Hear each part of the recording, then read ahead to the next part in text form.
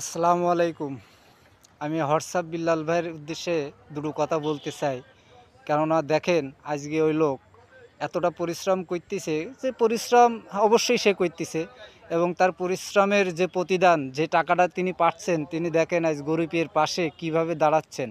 আমি দোয়া করি সবসময় তিনি যেন এইভাবে এগিয়ে যেতে পারেন। আর এর সাথে তো মনে করেন যারা ফেসবুক লাইনে আছে, ইউটিউব লাইনে আছে, টিকটক লাইনে আছে, তারা সবাই কমেন্ট শেয়ার করতেছে বলেই আজকে দেখেন সে দুটো পয়সা কামাই করতেছে। আর সেই টাকার থেকে আমার মনে হয় যে 90% টাকাই গরিবের মাঝে বিলাই দিচ্ছে। যেমন একটা ছোট্ট একটা ছেলে, তার চোখের যে সমস্যাটা দেখেন, সে মানুষই অফার দেছে, কিন্তু জানি না কেউ অফার গ্রহণ করেছে কি না।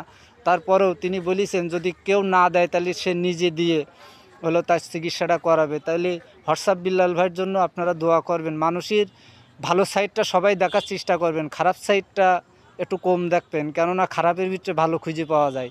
তেমনি হোয়াটসঅ্যাপ বিল্লাল ভাইও তাই, তিনি পাশে আছে এবং থাকবে।